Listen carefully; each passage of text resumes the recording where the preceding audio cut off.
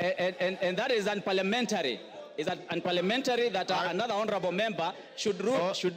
Order. Honorable Mumbi, did you throw a bottle?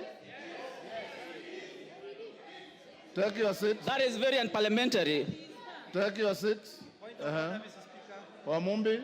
Mr. Speaker, it's very bad that Honorable Kagusha can lie to this House. He is lying.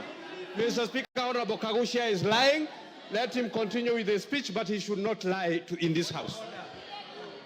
Order, honorable members, to the extent that the Speaker didn't see and Honorable Kagusha is not claiming any injury, let's leave it there.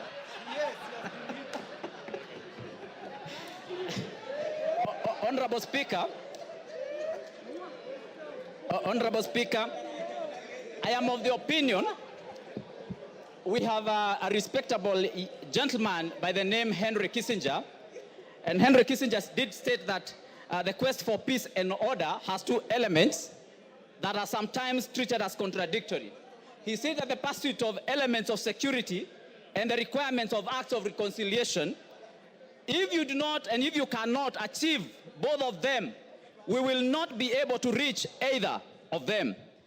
The road to diplomacy, Honorable Speaker, Henry Kissinger did say that may appear complicated and frustrating, but progress to it requires both vision and the courage to undertake that journey. Honorable Speaker, I'm of the opinion that when we have our two senior-most gentlemen in this republic having such kind of a disagreement or an issue that is a misunderstanding, we should seek the way of reconciliation. The way I see us doing now, we are just following on the issue of security. We are looking at the issues of removal, yet we are not pursuing a very important goal in this, and that is reconciliation. And for that matter, Honorable Speaker, I am of the opinion that we should seek a way that we can be able to bring the two gentlemen together. Honorable Speaker, you know that in the past we have brought an elder by the name His Excellency Obasanjo.